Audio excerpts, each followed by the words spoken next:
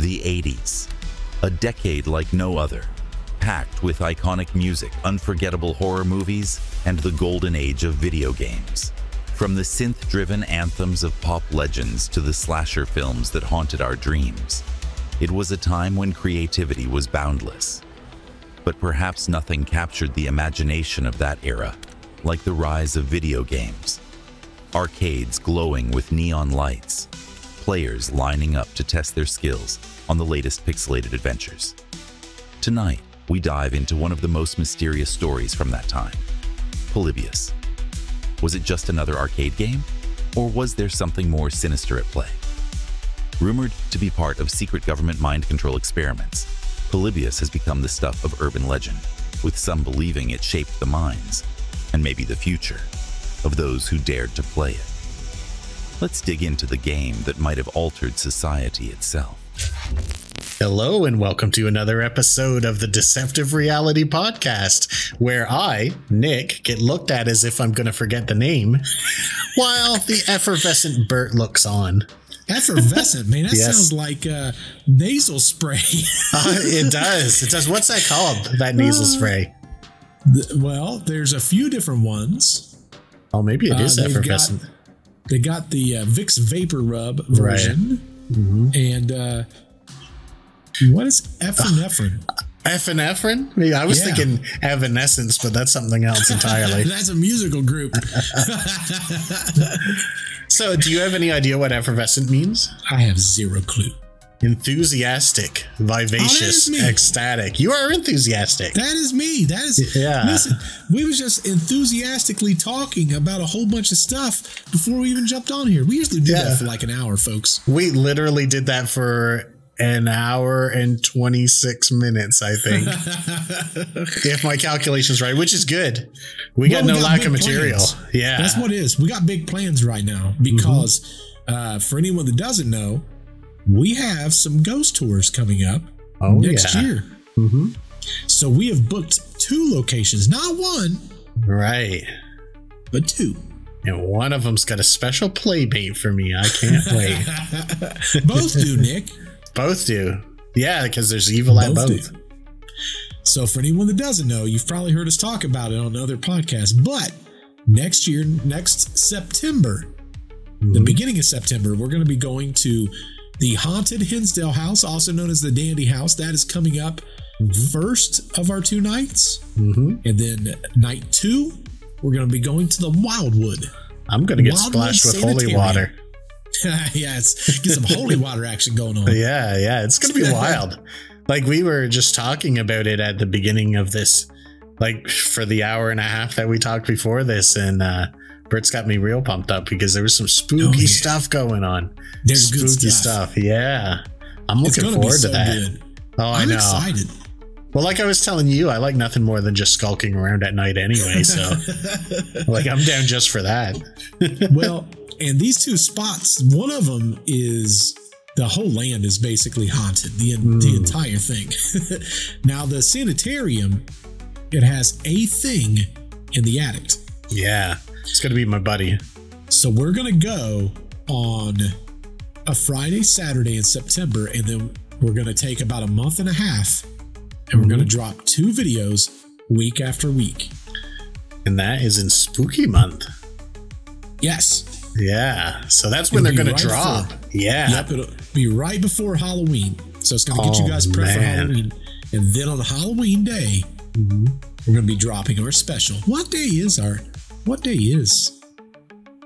You know, Halloween? I don't know. I should know this off the top of my head. So we're going to have a Thursday and then a Friday episode. Y'all are lucky. You guys are so lucky. Yeah, it's going to be wild. I wonder if, Nick,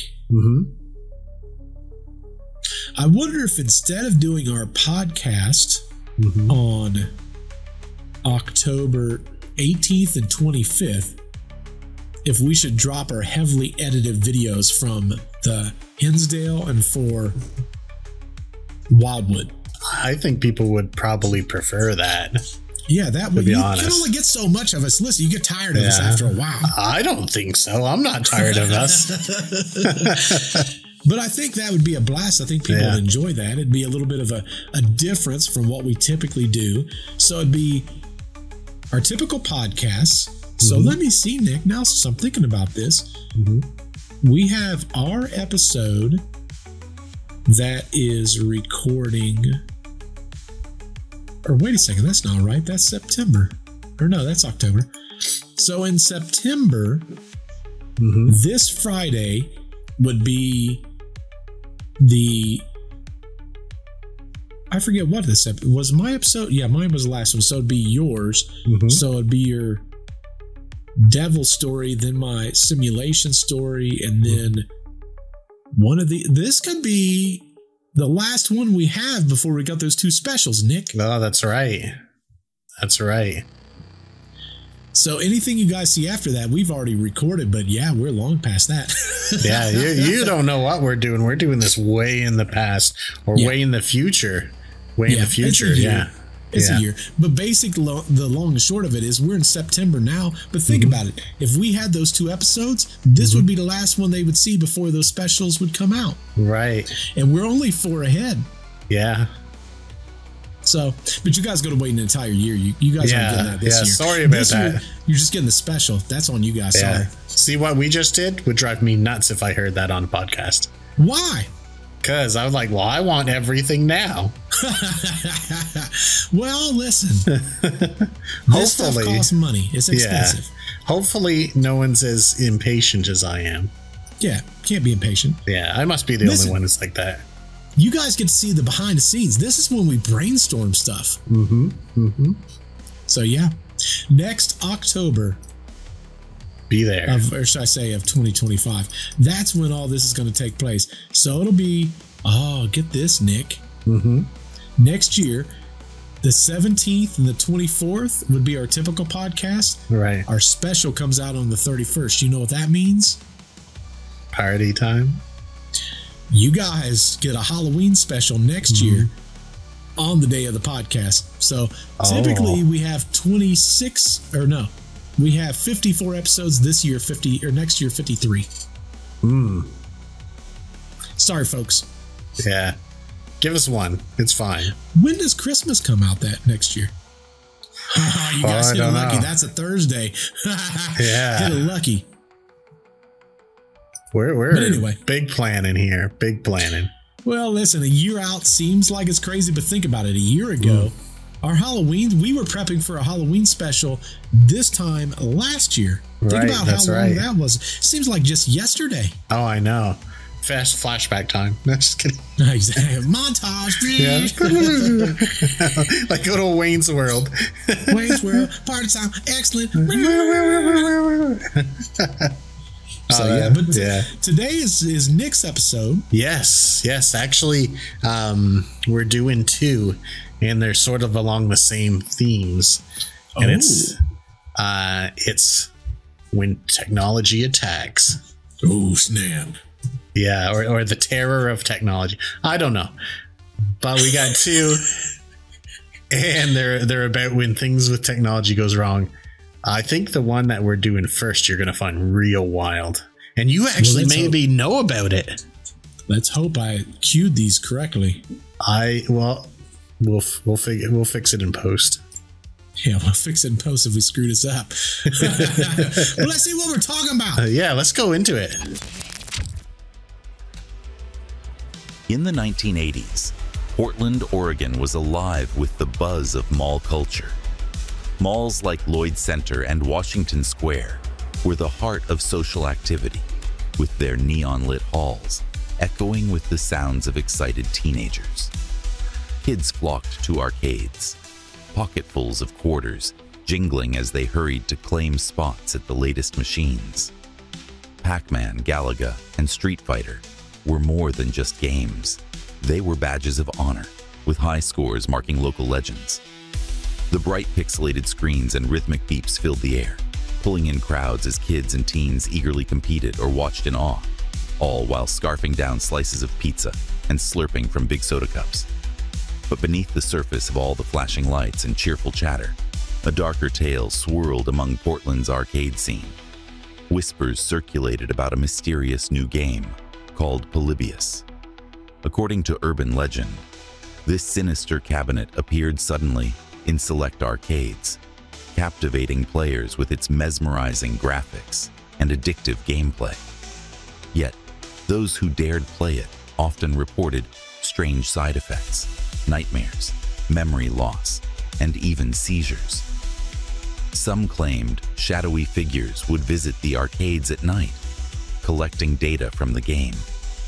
Tonight, we sift through the evidence for the existence of Polybius, the events of that fall, and the lives it changed forever. Have you ever heard of Polybius? I believe I have.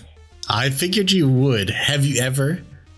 Did you ever get a chance to play Polybius? I don't know how far Portland is from where you are. Is it quite far? It's very far, yeah. We're talking about Oregon. Yeah, I don't know where that is, to be honest. Long way. Okay. Very long way. That's unfortunate. I kind of hope you were going to be like, yeah, I played that game. It's right down the street, Nick. It's crazy. But I can tell that you didn't, from what I know about you. But also, another interesting thing about this episode is I asked Bert when it was playing if he recognized the music. And I tell you what, I was like, it's good music. It's good music. It's because he made it. I was like, man, this is some good music, man. I can't believe how good this is. Yeah. But I was like, man, it sounds familiar though. Yeah, it's real good. I really like, that's the kind of music I like. But I wanted to do the whole vibe of like the arcade in the 80s, because I'm telling you, I spent a lot of time in arcades in the 80s. I don't know about you. We didn't have a whole lot. So where I grew up at, there wasn't really a lot of options. Like I grew up kind of in more of a country setting. Like we had towns, like we lived in towns, but small towns. Like there might be like an arcade and like a grocery store. Right. But like we didn't have anything like that. Now what's surprising is I looked it up. Oregon, if I drove there, would take me 1 day and 11 hours. Your country is massive. I mean, the same here, but it seems like traveling across America is like not as big a deal as it is traveling across Canada. It seems that way. Let's put it this way. Yeah. Oregon for me, this spot in Oregon to be exact, would be the equivalent of not much further to driving to Vancouver. Oh, okay.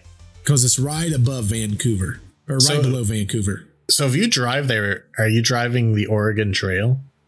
Probably am. Hopefully I don't get dysentery. Right.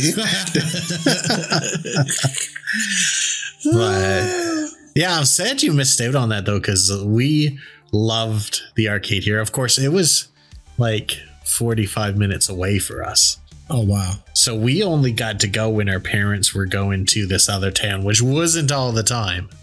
Yeah. Like it wasn't super frequent. When we there, we'd have saved up little Ziploc bags full of quarters over the past month or whatever. And we'd be in there. Like our parents must have been in heaven, because they're like, we could do our shopping.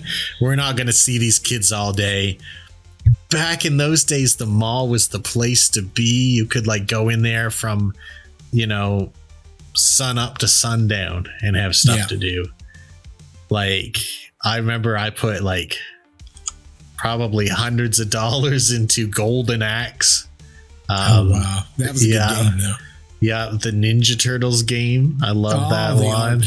I love that one. Do you know that one was vastly different than what came out on Nintendo? I do know. That one was maddening. It's magic is what it was. Oh, you like the Nintendo one? No. Oh, I'm talking about the arcade version. Yeah, the arcade one. So much better. Yeah, that's on sale on Steam right now. Sorry for everyone who listens to this later. It will be off sale by then.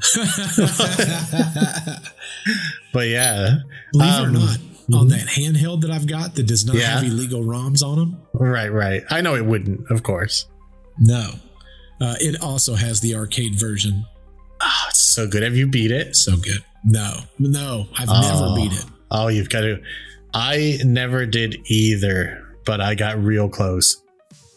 I think I was a couple of, they didn't call them levels. They called them, I think, chapters or stages. Stages, yes. Yeah, stages. I believe I was 2 stages away from beating it. Right.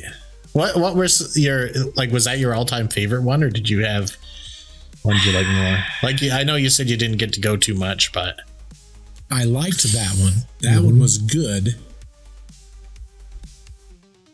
But I would say when it comes to arcade, there was 2 others that I liked probably better. Oh, what were they? One was the original Rampage. Oh, yeah. What a game. Yeah. That game, as a kid, phenomenal. We used to have that at a pizza place we used to hang out. We had Rampage and Marble Madness, where it was just that ball that you roll around. Yep. So Rampage was probably my all-time favorite. And then there was another arcade game. I'm trying to think of the name of it. It was 2 guys. Oh, I already know, I think. But blonde hair, and one had black hair. They're wearing vests? The one guy was. The other guy was a big, huge guy. I think his name was Hagar. Oh, no, not what I'm thinking of. What the heck was the name of that game? Lost Vikings? Nope. Arcade game. I think they came out with a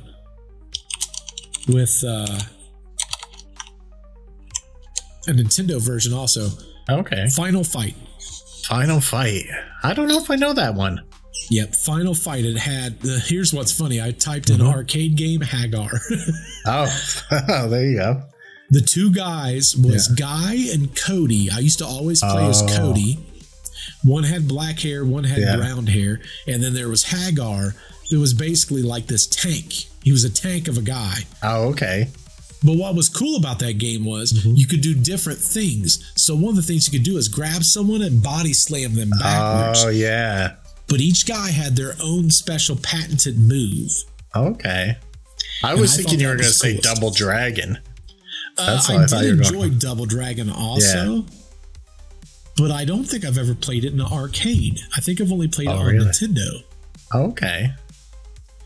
But arcade was definitely Rampage, then that game, and then TMNT. Yeah, those were good. I also liked the Simpsons game, which was a lot of fun. Never had it in arcade. Never had that? What about Terminator 2, the shooting game? I've seen it. I've never played it. I love that so much, man.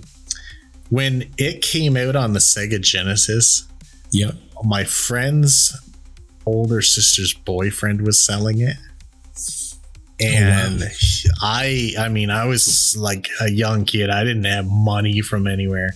So I like saved up and I had a bunch of change and stuff like that. And I eventually saved up what he wanted for it and I gave it to him. And I'm sure he just rolled his eyes with this big bag full of, it's like, gosh, I gotta count all this now. Crumpled up bills and stuff. He sold it to me, and then I played the heck out of that.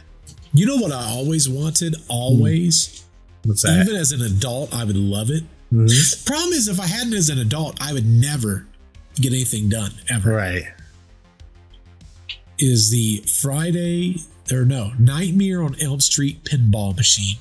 Oh, pinball machines. Yeah, I'd like to play that too.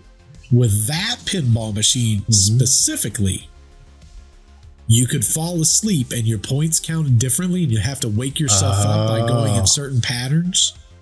That's pretty cool. Where did I find that at? I found it someplace. I played that game or that pinball so many times. And it's the only time I ever played it. And I'm like, if I own this, one day I'm going to be rich and famous and I'm going to own this pinball machine, which, you know, we all know I'm basically there now. I should really have it if you think about it. I think if you stopped buying audio equipment for 3 days, I know. You could have it now, right? I know. It's crazy. You got to figure, I wonder how much a pinball machine is. And I got no concept of what that would be. To me, that's always been like outside of my reach. Yeah, mine too. Like businesses have those. I don't have those. But so like you said, you were hardly around in arcade, but I mean, you have a lot of good memories about arcade games. Oh, for sure. I loved them. Yep. And I did too. And imagine like arcades were crammed full where I'm from. Like there were kids in there all the time. Well, just in Portland, just in this particular area, every single arcade got a copy of Polybius. That's crazy. And this was sort of like this was the year I was born. So this was 81. Yep. That this came out. So the graphics weren't at the level of any of those games we just talked about. For sure. Like this was like Atari stuff. And by all accounts, Polybius was just about average for the time. The cabinet wasn't greatly decorated, but it was something about that game. People loved it. And you've played it. I've not played it. Oh, you've not played it. It was just in the areas where you've been. No.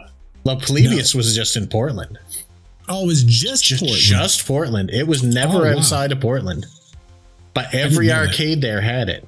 Every arcade. I assumed I was talking about that's where it originated from, but it's never left there. No, it was only in Portland. Well, I guess that makes sense for what's going to come up in the story later, but yeah, but this game was oddly addictive, and it had a lot of stuff like this episode. When we go through this is going to connect up to some of our previous episodes in maybe some weird, unexpected ways. Oh yeah, for sure it will, 100%. I know what the ending is on this one, Nick. Oh, I think you do. All right, but I bet you don't know the middle. Maybe not. Because there's some wild stuff that happened in relation to this. It's been a long time since I've heard this. To be honest with you, I forgot about it. We got halfway through that. At first, I thought this was going to be like a Stranger Things vibe. Well, and then I mean, some of it is. I'm like, well, I mean, some of it is. Some of it is. There's a lot of things that happened related to this. Maybe I need a refresher. Yeah, do you want to go a little bit further in where you're going to get it in chunks? We got 5 chunks to listen to. Oh, 5 chunks. And it's going to get progressively weird, but the big top stuff doesn't happen till later. Oh, snap. Yeah, so let's get into it a little more. I like 'em thick. I like 'em chunky. On or around Halloween, 1981, a strange new arcade machine arrived in select arcades around Portland, Oregon. Unlike the usual delivery crew, the people who unloaded and set up the game were unsettlingly formal, dressed in crisp black suits and dark sunglasses. It was a stark contrast to the casual nature of the arcade staff, who typically wore jeans and t-shirts. When curious employees asked about their attire, the men in black dryly joked that they were just dressing up as secret agents for Halloween. Their humor did little to ease the discomfort, but soon enough, the machine was installed, its blank cabinet displaying the simple title, Polybius. Excitement quickly spread among the kids in the area. A new game was always a reason to line up, and Polybius was no different at first glance. A standard arcade setup with a joystick and buttons. But there was something about it that felt different. The kids couldn't get enough of it, and soon, Polybius had a line of eager players stretching out the door. It wasn't the graphics or the sounds, both of which were decent, but not revolutionary. But the game seemed oddly addictive. No one thought much of it at the time. What did seem strange, though, was when kids mentioned Polybius to friends or cousins outside of Portland. No one had ever heard of it. It was as if the game only existed within the city limits, making it all the more mysterious. Oddly, the men who brought the machines returned every Friday night to analyze data the game produced, still in suits, but now less willing to speak, let alone answer questions. I find that detail pretty funny. So people are in the arcade, Halloween comes around, and these guys in black suits, black sunglasses come in. They're kind of unsettling. They hook up the game, they plug it in. Even the employees and stuff don't really know what's going on. They just assume it's part of what's going on, because a lot of these have vendors that bring things in, just like a lot of other businesses. And people keep talking to them, and they just dryly joke, "It's Halloween, we're dressed up as secret agents." Yes. Which, I mean, people are like, okay, yeah, all right, that makes sense. We still don't feel right cool around you. There's something going on with you, sir. Yeah, something wrong with you. But I mean, that story checks out. It is Halloween. Like, we're Halloween. all, like, a lot of people are dressed up. They're running around. Usually not adults, but whatever. No, but these guys were definitely adults. Definitely adults. But I find it kind of wrong, because they're like, yeah, we're secret agents for Halloween. Agent man. Then every Friday night, I think it was Friday night, they come in and they analyze data on the machine. This isn't stuff that's happening on like all the other machines. Like, they basically, the owners just collect the quarters and that's that. But these guys keep coming in, analyzing data. It's weeks and weeks after Halloween, and guess what? They're still wearing black suits, black sunglasses. Can't hear you. Sounds mighty suspicious. It is very suspicious. And actually, after that first time, they sort of dryly joked about being secret agents. Every time after that, they wouldn't even speak to people. People are like, well, why are you still wearing your agent costume? And they're just like, no. So they'd go up to these machines and they take, off the panel I think it was on the front where the coin operated are. They start analyzing data. They lock it back up. They take off. Don't take any money. They're not interested in quarters, anything like that. Check out the data and go. If that doesn't scream suspicious, I don't know what does. Right. That is very suspicious. But you know what? Who's like, just like Stranger Things, you said, who's going to believe a bunch of kids? No one's going to believe them. And arcade workers, fine people, I'm sure, but usually I know where arcades had some real sketchy characters working in a lot of times, like big time, right? And then the people hanging around out front, who's going to believe them? They're like, this is all Sketchville. It's sketchy adults, the kind that wouldn't even be allowed to hang out in children's places now, and then children who are not trustworthy. Well, I mean, correct. They're not evil, but they're just, no one believes they're kids. evil, Nick. We can say it. It's fine. All right. They're evil. They're not going to tell you the truth. They're not going to tell you the truth. Right. But so they're doing something with the data. They don't care about these quarters. Yeah. Like, there's always itchy suspicions whenever, there's someone odd in a spot and it doesn't make sense. Why are you here? Yeah. And then you start looking at stuff, you go, man, that's mighty suspicious. It is. And they're stopping at all these arcades. Like, all of them. Did it say how many there was total? Sometimes there was 2 or there was 3. There was never any more than less than that. Yeah, and there was never less than 2. Yeah. So I guess the short answer to that is 2 or 3. And they were, to every single one, always on the same day. That's odd too. But yeah, wouldn't really talk to anyone. Like, people, even like people who work there, would ask them questions. They wouldn't even respond to them other than that first day. So they'd go in, do something. People estimate they were analyzing data. Now, the funny thing is, there's like thousands of people who ended up playing this game. And we've got their testimony that the game wasn't better graphics. It wasn't really any more fun than other games. There wasn't anything spooky or unusual about it, but they couldn't get enough of it. The only thing that everyone noticed was the sounds it emitted was louder than all the other games in the building. Interesting.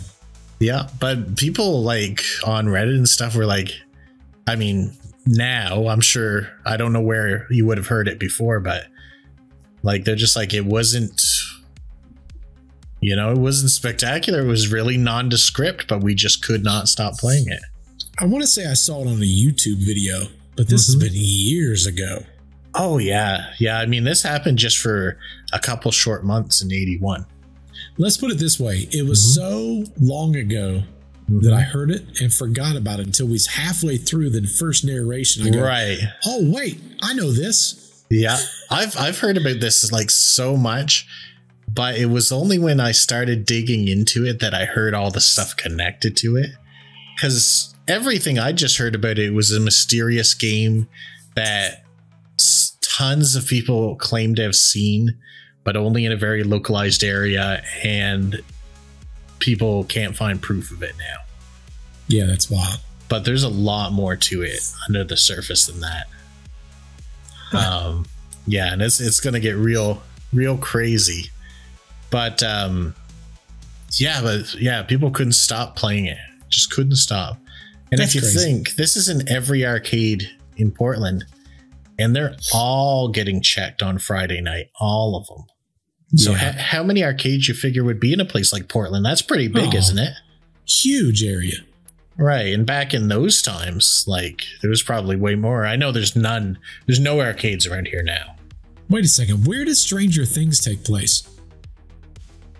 Hawkins, Illinois, Okay. I think. I know it's Hawkins for sure. I thought it was Illinois. Oh, Now I'm just curious. That's the clickety click of learning, is what that is.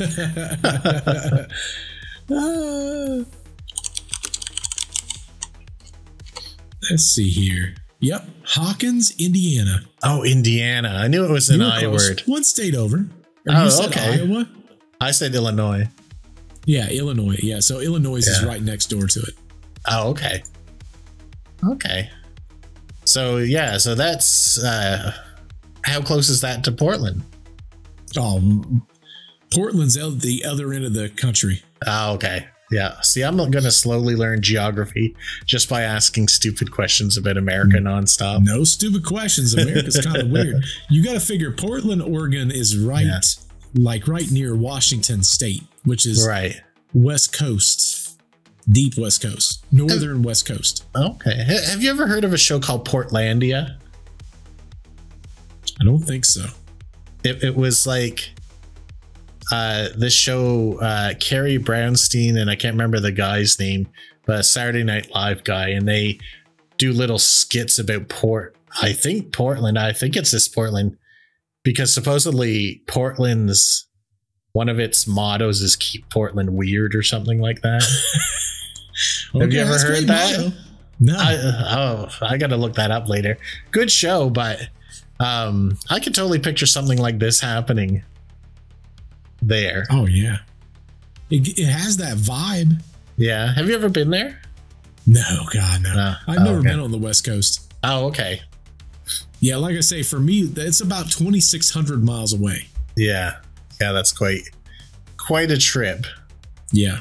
But you don't use miles, right? You use... No, we use kilometers. We still have some signs that are in miles because we used to use the same thing before. Oh, and you guys converted? Yeah, we converted to the metric system. You guys, what was you thinking? Oh, I don't know.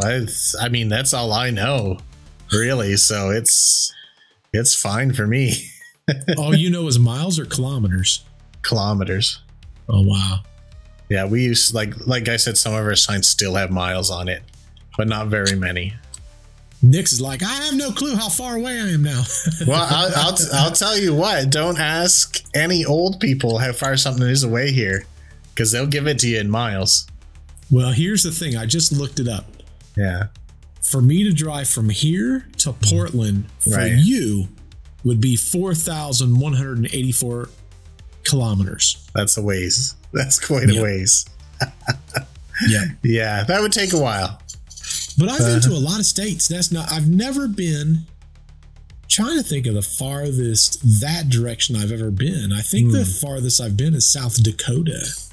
Okay. Which is like middle of the state or middle of the United States. Okay. I think that's the farthest I've ever been. I mean, I've never been out west here. I've only been Ontario, Quebec, maritime provinces. I've been in almost as many states as I've been in provinces. So, wow. But I mean, stuff seems like a little easier to get to for you guys. Yeah, for us, I feel like it's not as big of a deal. Like, prime example, we're talking about going to New York for these hauntings. And right. I mean, goodness, we're going to go from Ohio through Pennsylvania into New York, and it's only 5.5 hours away. Yeah, that'd be a big deal here. Like, because, to get anywhere from Nova Scotia, you've got to go all up the province and then out the little neck area. So you're doing a lot of detour, and you're not going straight anywhere. It was funny. I was talking to someone about this trip, and they said, well, where's Nick from? I said, he's from Nova Scotia. And they go, oh, man, that sucks. I said, why does that suck for? That's rude. He goes, there ain't a whole lot there. There's stuff here. He's comparing it to New York. Oh, well, yeah, obviously. I mean, but yeah, he had been there. He was like, man, there's nothing there. I'll tell you why. Compared to New York, there is nothing here. But yeah, I don't know. And Ohio's probably like Nova Scotia. Maybe you're our sister nation or whatever. That's right, exactly. Well, I think that's Maine. Maine is like Nova Scotia Part 2, I've been told. Yeah, there's not a lot in Maine either. No. Except for hauntings. Lobsters, Stephen King. Lobsters, that's right. His favorite state. Yeah, that actually is funny. My mom went to the US, like driving all the way down to Cape Cod and stuff, and she sent me pictures of Stephen King's house. And because she knows I like Stephen King. And just last week, my friend went to the Post Malone concert down in Maine, and I start getting pictures, and they're exactly the same pictures my mom took. And they're like, you won't guess what house this is. And I'm like, I bet I can. That's Stephen King's house, and I got these same pictures last year. That's hilarious. You got Stephen King up there like, stop going by the house. I know. Well, my friend said that she don't think he lives there. Like, this is just like his decorative house. Yeah. But he loves that area. A lot of his stories revolves around Maine. A lot of his stories. Yeah, for sure. Well, I guess right what you know. He grew up there, I'm pretty sure. Correct. So he's very well based. He knows what's going on. But sort of steer us back on the topic a little bit. Like, I mean, this is all about nostalgia and stuff anyway, so it all fits. Right. But we've got no arcades here now. None. I'm thinking about when I go to the city, to Halifax, and I'm sure there must be one there, but I've never seen it. I don't know where it is. Like, they sort of fell out of fashion. I mean, everyone games at home now. Sure. And stuff like that. Even when I went to Toronto a while back, all the arcades I knew were gone. Yeah. Up there. But back in the day, I mean, we had, I think, 2 or 3 in this small town I'm in now.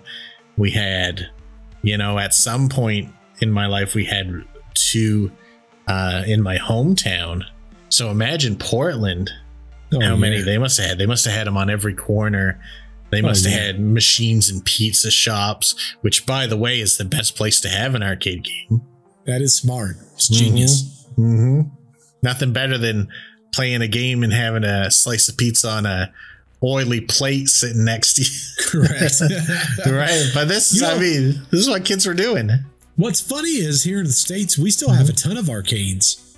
Oh, that's fantastic. Yeah, we've got places here like we got Dave and Buster's, which is like a arcade kind of facility. Oh, you know what? I think that probably does still exist in Toronto. Yeah, because we've got Dave and Buster's. We've got like what's funny is when we went to North Carolina for vacation this year, right? We went to a escape room.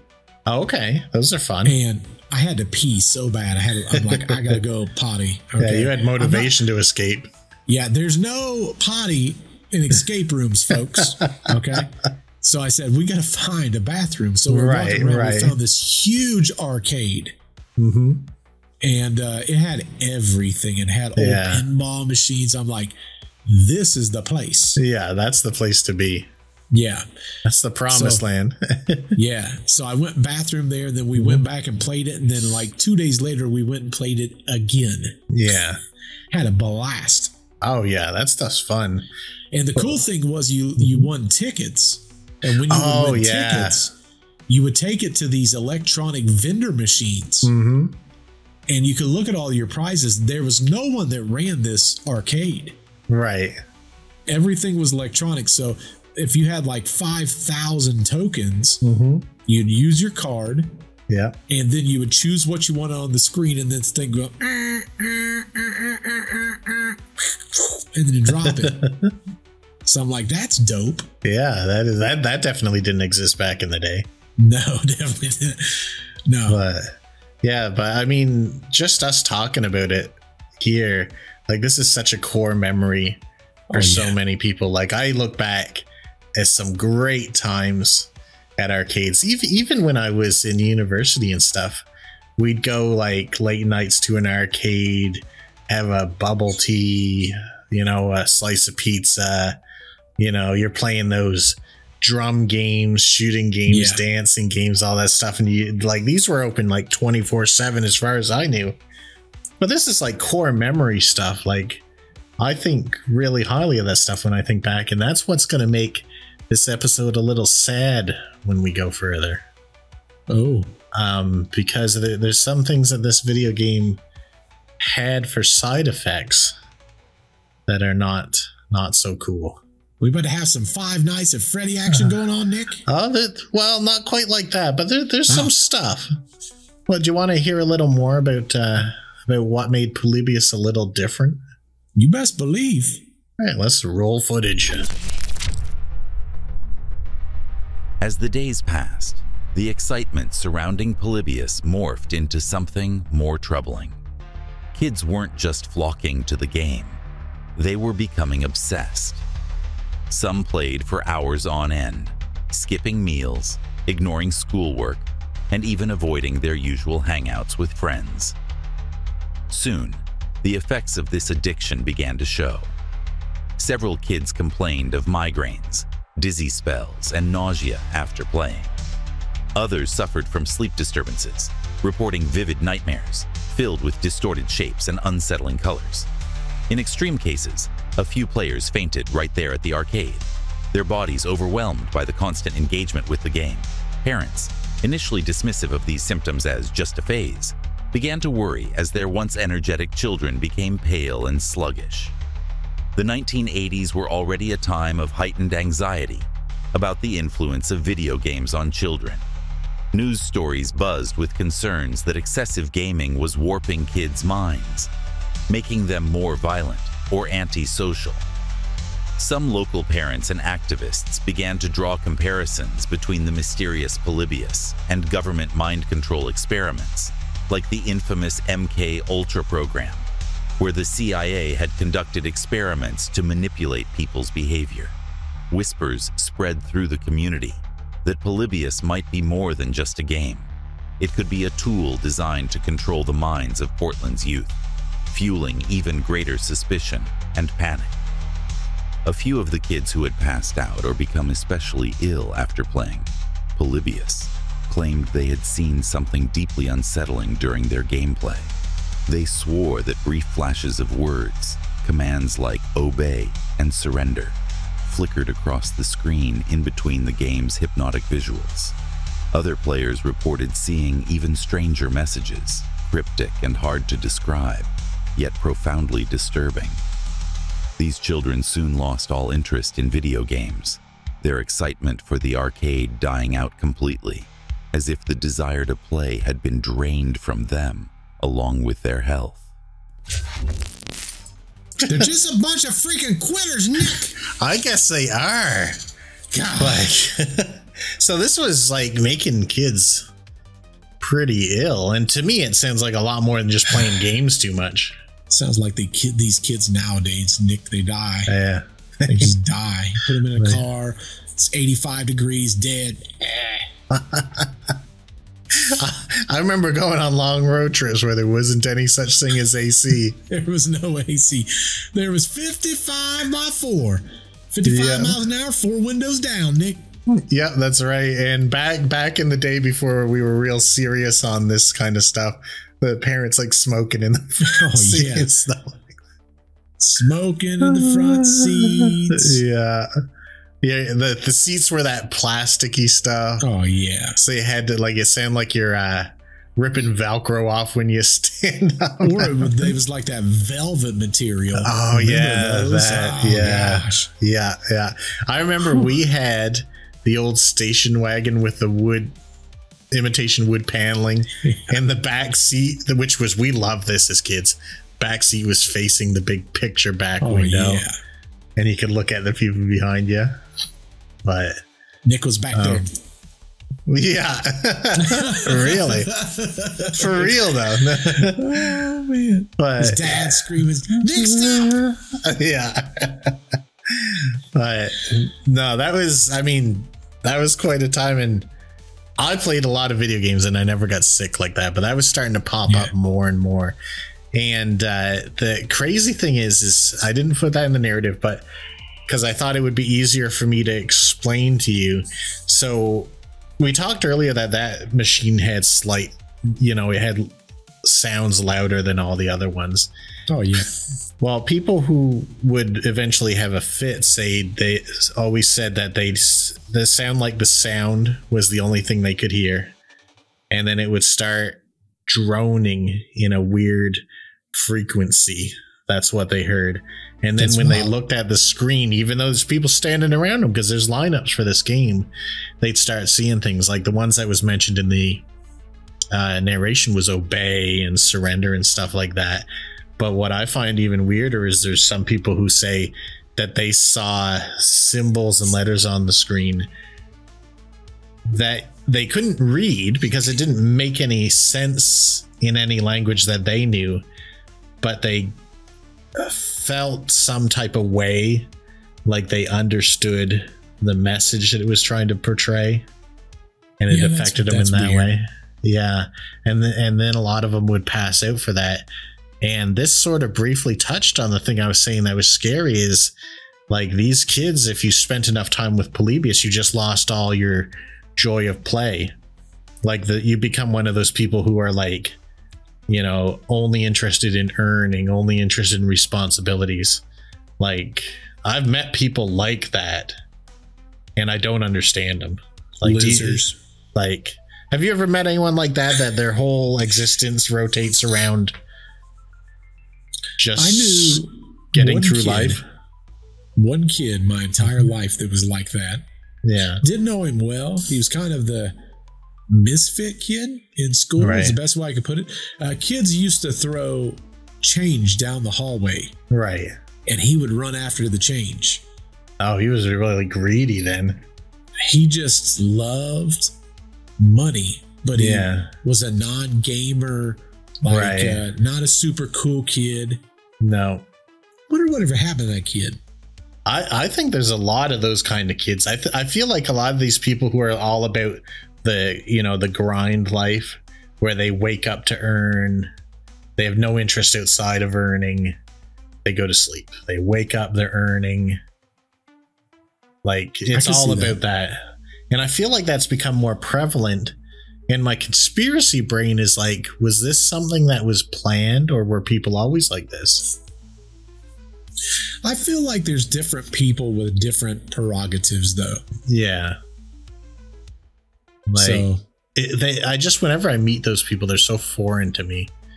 Oh, like I can't imagine not really having interests in things, like, not being curious about the world around us. Right. Like I can't understand not being that way. Right. I'm the same way. Yeah. So when I come across these people, and I do from time to time, I'm like, what happened to them? Nick's like, what the heck is wrong with you? Right. I wanted to say that. I want to shake him. What's wrong with you? Because I don't know if I'm too much of an optimist, but I can't go outside and not being like super excited by the things that are happening. Like I'm like, sure.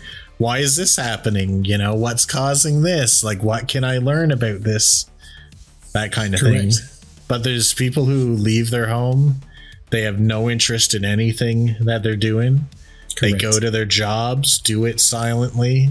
That's what they want to do. They come home, go to bed at 7 p.m.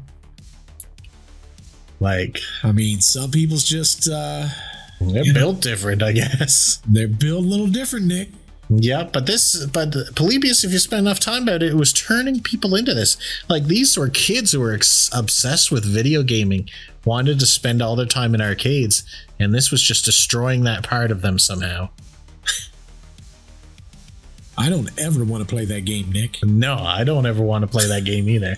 That's the scariest game I've ever heard of. Yeah, but like, I mean, people were like, even parents were starting to get on the bandwagon of like, something's up here. Our kids are just not the same. Like, it must be this game. All they do is talk about the game, think about the game. And then one day they pass out and they wake up. They got no interest in that game or any other game. They don't play with their toys. They don't do anything. Something up with that, Nick. Something bad. Something bad. Definitely. Yeah. So they were saying like mind control, because I guess that was like, I was too young in the 80s to know, but like a lot of people were concerned about that, like mind control, the satanic panic. Oh yeah, like when that was going on, that was all about people being controlled and that kind of thing. For some reason, the 80s was all about fear of being controlled. I could see that. Isn't that weird? It's very weird, yeah. But I do remember in the early 90s, so I guess it was probably part of that 80s thing, is like people, like especially like these political preachers and stuff, were really down on video games. Oh yeah, big time. They hated video games. Yeah. It was the act of the devil. Yeah, basically. Yeah, like they were going to, well, do you remember Mortal Kombat? Oh yeah. You remember Mortal Kombat on Nintendo?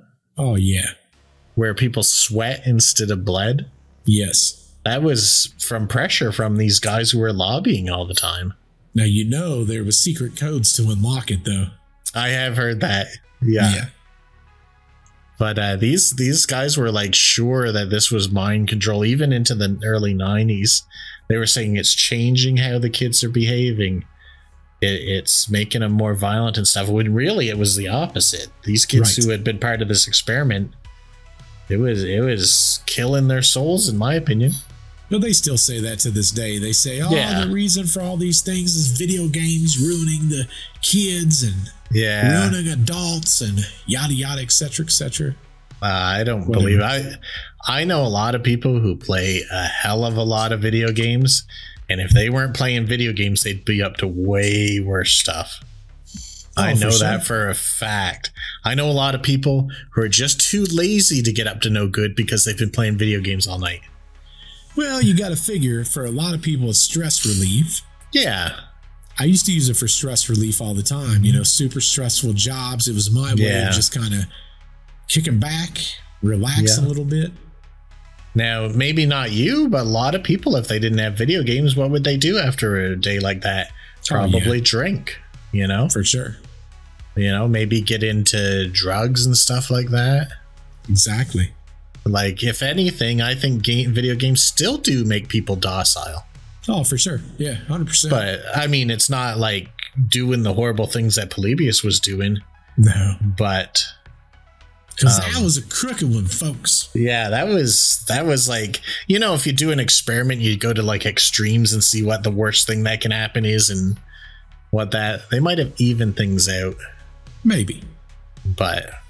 there's other video game conspiracies that have come along too. How there was this war game that the government had made as a recruitment tool for your military. Yes. That turned out to be a real thing. Yes, that was correct. Yeah. And for years and years, they thought it was a myth that Atari had buried all the ET games in the desert. That turned out to be true. There was a documentary about a guy who went to prove it and he found them. Correct. Like, there's a lot of conspiracies around video games. There's all kinds of that stuff, Nick. Yeah. But of course, like everything else, they try to bury the truth. Right? In the desert, apparently. In the desert. Alongside E.T. E.T. phone home. Oh, man, you are good at voices. Listen, this whole podcast finance thing don't happen. Voice acting. Yeah, you could be doing that. I had Yes, E.T., sir. by the way. Do what? I had the E.T. game. Oh, me too. I did too. Yeah, I had no idea how to play it. I didn't know what was going on. I almost beat the game. I couldn't even figure out what the heck I was supposed to do. The freaking detective grabbed me with 300 left. Right. And I couldn't finish the game. So this was a game on Atari that actually had an ending? Yes.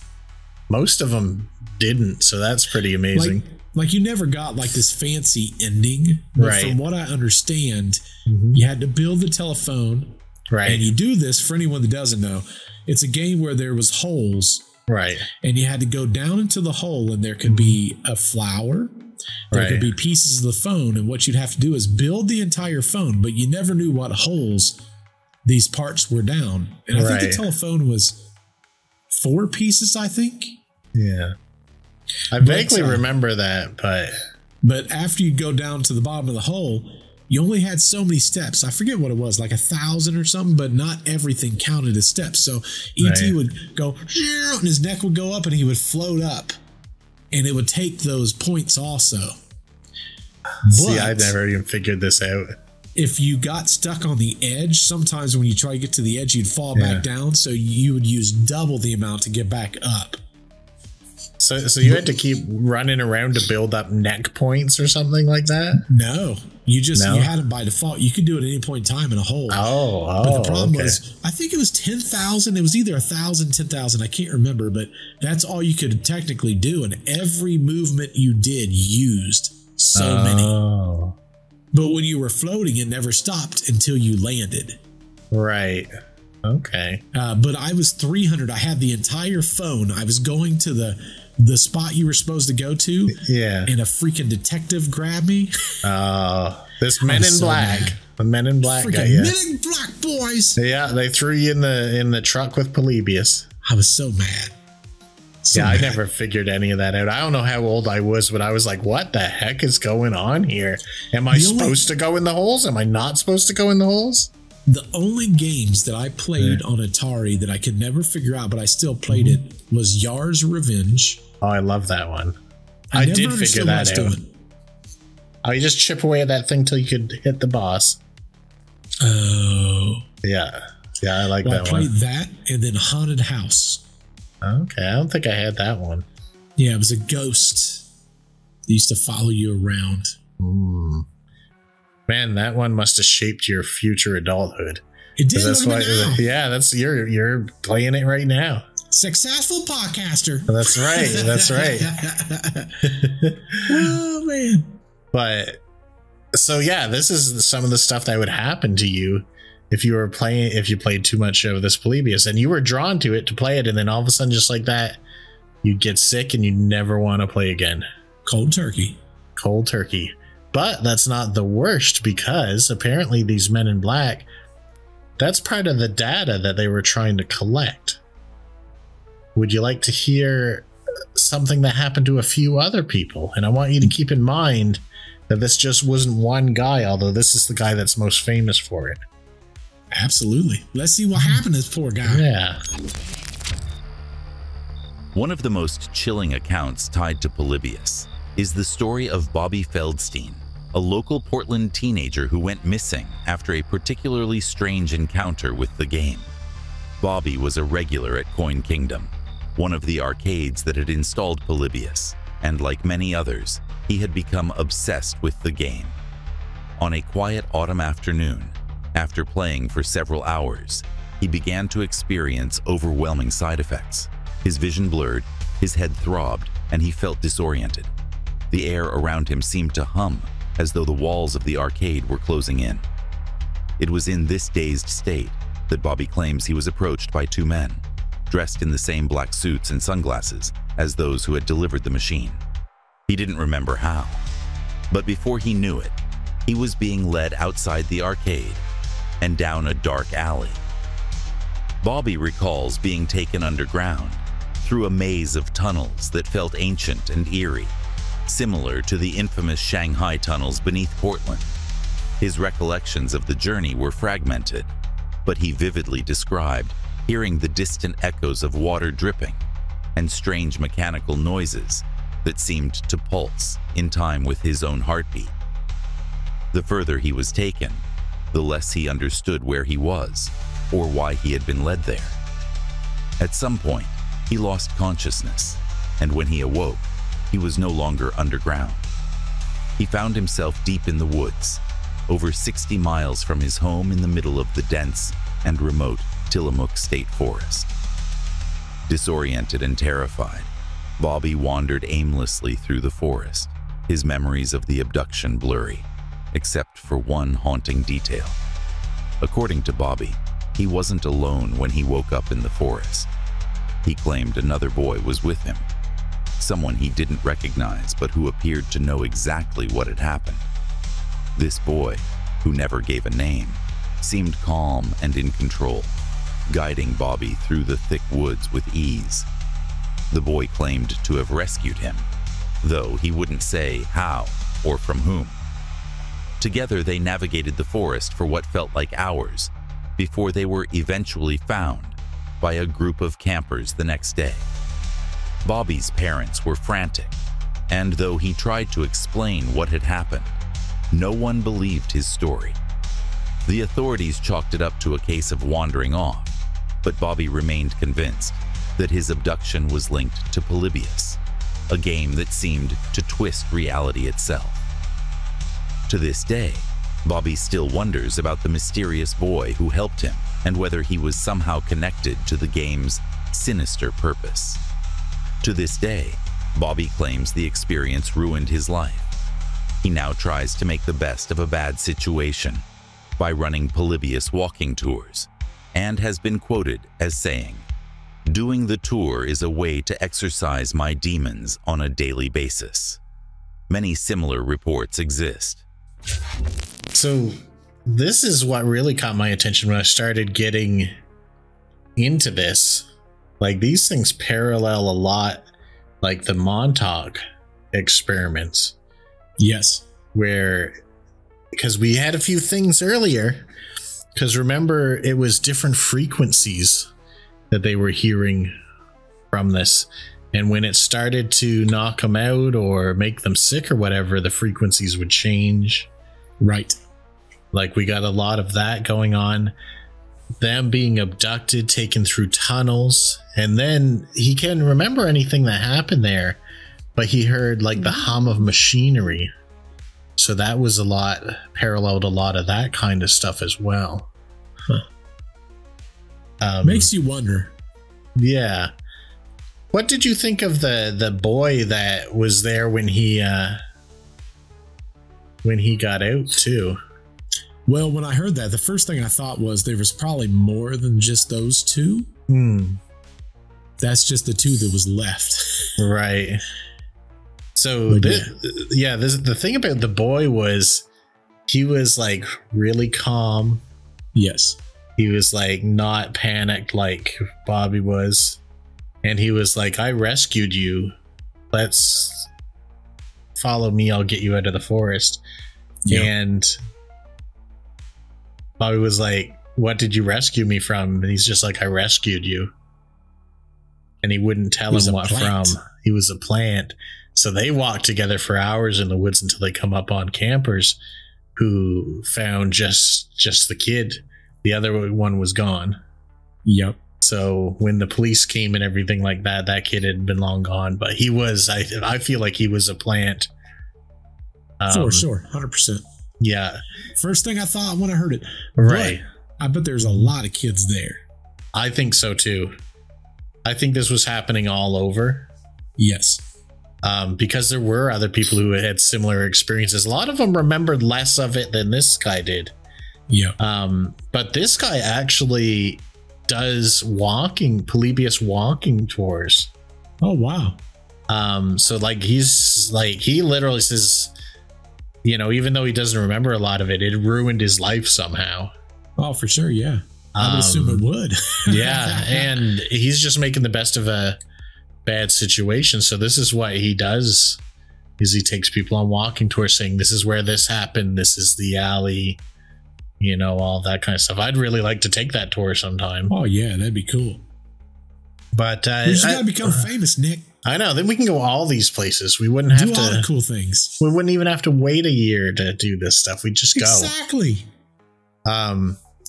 So yeah, one thing I wanted to ask you, have you ever mentioned Shanghai tunnels to me or something like that before? I did an episode on Shanghai tunnels. Was it these ones, or is this something that exists in a lot of places? There's only Shanghai tunnels there that I know of. Oh, so what was this? So he was led through these tunnels, I guess. Yep. What was the thing that you found out about them?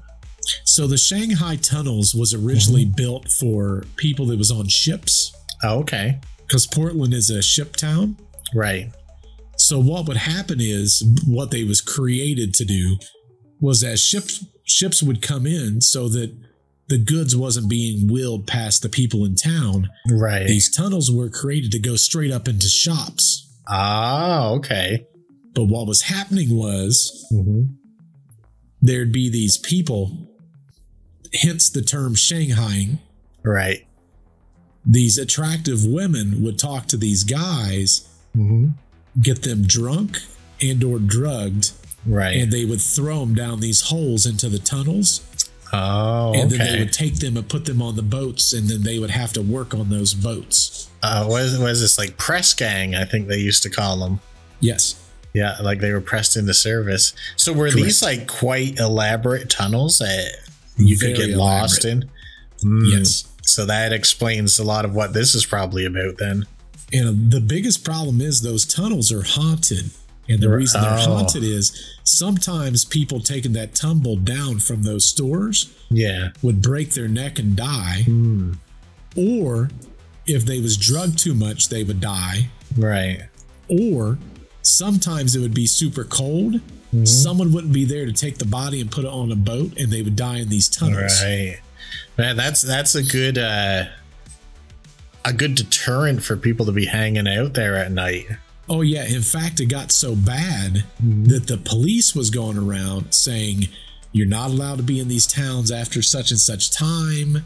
They was saying, this place has a reputation. Don't go in there. Right. But they couldn't prove a lot of these things was happening. Yeah. So, and now a lot of those tunnels, you can't go down them. Right. Do they have them sealed off? Oh, yeah. Okay. But I mean, these tunnels could be leading up into hundreds of different houses and old stores and stuff like that? Yeah, quite a bit. Probably not in the hundreds, but probably, 30, 40. But it was mostly places that had like alcohol and stuff like that, because they was doing all the barrels through those tunnels. Yeah. So this seems like where they were leading the children through here, which that's another thing too. It seems like they really like to do these experiments where they can take things underground. Because the Montauk thing, they had actually built underground facilities there, and which they did cement off after, if you recall the pictures we looked at. Yes. But yeah, I got a lot of vibes of the Montauk episode. Yeah, it definitely gives that vibe. Yeah, because I think how I picture it, because Montauk was earlier, I believe. Yes. And I think they learned some stuff there, and they were testing things out on the population in other locations. And I think they chose locations where they had access already to these underground places that they could go. Which makes perfect sense. Yeah. And I think another lesson they learned is at the Montauk thing, they weren't letting these kids go. Like a lot of them would perish, if you remember. Right. And what kind of ruined them is people did escape from those. In this one, they were sort of letting them out, but they were directing it with this kid that was a plant. Right. The doggone plants, man. Yeah, so I don't know how much of that like is really connected, but that's all I could think of when I heard this. And there was other stories of it too. So this was like supposedly fairly common at the time. But most people did not. Yeah, most people didn't remember even as much as this guy did. Yeah. But I guess he's pretty well known for it. So there's other people that have come forward. One of the people who played Polybius did a Ask Me Anything on Reddit. And he answered like 2 or 3 questions in real time that were very detailed. And then he stopped answering and his account was deleted. So that I can picture someone doing that just as a troll to like really rile people up. Oh, for sure. But I mean, on the other hand too, that might not be a coincidence. That might not be someone trolling. You don't know, because he had detailed information about this. That's the thing. We'll never know the answers on that stuff, right? I know. But it makes for a great story. It sure does. And there's a really darn good and plausible reason why we're not going to get answers about this. Do you want to hear the final segment, which just sort of closes this off? Oh, I bet I know the ending to this one, Nick. Oh, I imagine you probably do. Let's see if I'm right. Yeah, it's not hard to guess. Just 2 months after the mysterious Polybius machines had arrived in Portland's arcades, they vanished as suddenly as they had appeared. In a synchronized effort, the same men in black suits and sunglasses who had delivered the cabinets returned to each arcade under the cover of early morning.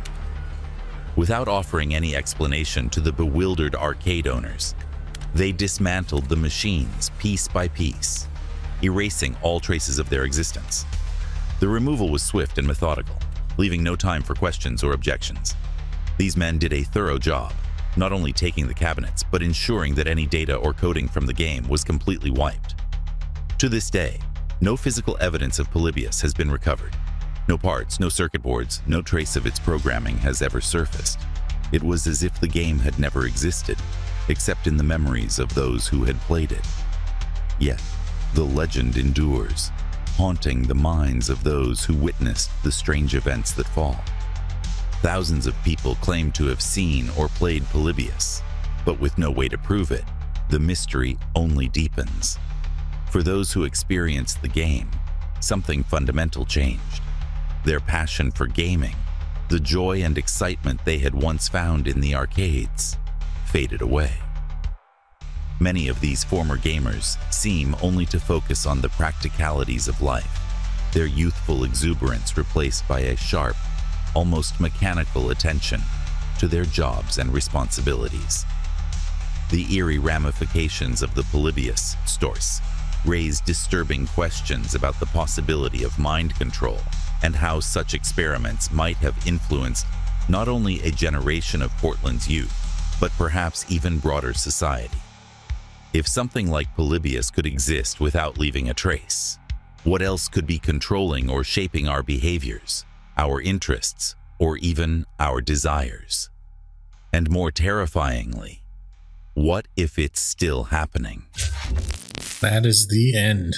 They're just a bunch of doggone nerds now, Nick. They screwed them up. They screwed them up. But so, I don't know if this part was clear or not, but they didn't come in and haul the machines away. They took them apart piece by piece. They were demagnetizing the memory. You know, they were destroying it right in the location. They didn't even want to risk that it would get on their trucks and get lost somewhere. They were destroying it. They had directives to destroy the machine in the building. Then they take the parts out with them. There was no way anyone was going to get anything from the hard drives. There was just not going to be anyone who would even have a panel with Polybius painted on it. Nothing like that. They weren't leaving a trace. And this is, if it's related to the Montauk thing, this is another mistake that they made before that I think that they were accounting for this time, because if you remember that episode, that guy went to that place where he found the source of the signal, and he found papers all over the floor. Yep. He found machinery, and he was able to take some of that machinery home with him. This time, there was never going to be a trace, so it shouldn't be any surprise that, you know, Polybius hasn't resurfaced somewhere. What if this was just a great marketing ploy? It sure would be, and they're waiting a long time to do the punchline. 50-year anniversary, Nick. Yeah, Polybius returns to stores. Kids will be sick all over again. Polybius 2 or Polybius 1.5. Yeah, Polybius 2, the plebeian. Could you imagine? How many people would buy it? Dude, that would be a smash hit. Why hasn't someone thought of that? You know, the only problem with it is everyone would assume that it's not made by the original makers. Everyone would assume that someone's just capitalizing off of it. So, I mean, it'd be smart if honestly, if anyone would come up with that idea. Yeah. Surprised they haven't. I bet if I did digging enough, someone who played it must have at least drawn what it looks like, or because there's a lot of people describing it. They said it was a lot like in the style of Asteroids kind of thing. Yeah. And a lot of the same gameplay. But like everyone who played it, other than getting sick and the stuff that happens afterwards, they all say the same thing. They said there wasn't anything spooky about it at all. Like they didn't, until they started getting sick and stuff, they never got any bad vibes from it in the slightest. But I mean, it wouldn't be a very good trap if they did. Yeah, that'd be a horrible trap. Wouldn't make any sense. Yeah, like if we baited bear traps with bear spray, that wouldn't make any sense. Yeah, bear, you know? Like, this sucks. Yeah, I'm not going near that. I don't like what's in that trap. I want no part of that, boys. Yeah, that's clearly something that is not for me. No doubt. But yeah, I think, and every once in a while I like to put on my conspiracy hat, and I'm kind of like, this is how I'm relating it. I think that they learned a ton of stuff doing the experiments on those kids in the Montauk Project. I think that if we were able to research it, if we were able to spend a lot of time researching it, I think we'd find other things just like this that sort of tie back. Because I think they spread out to other locations and continued the testings. It's a good possibility. Right, because this had just too many things. I was reading about it. I'm like, this is just like Montauk. This is just like Montauk. It is interesting. Yeah. And I wonder think how many out there have played Polybius. I would love to get comments of people saying they've played Polybius and to tell us anything about it that they know. Has anyone out there ever played this game in the arcade? Any of you folks from Portland, Oregon? We're calling you out. Calling you out, folks. How many of you nerds out there don't want to play video games anymore because you play down when you can't handle it? Well, they might not be watching YouTube. They got no joy in life. That is true. Listen, I never even thought of that. I mean, we're almost pure joy. Why would they care about us? Anyone who just commented right now is hitting the backspace button because they're like, they're on to me. They're on to me. They got me. You doggone liar.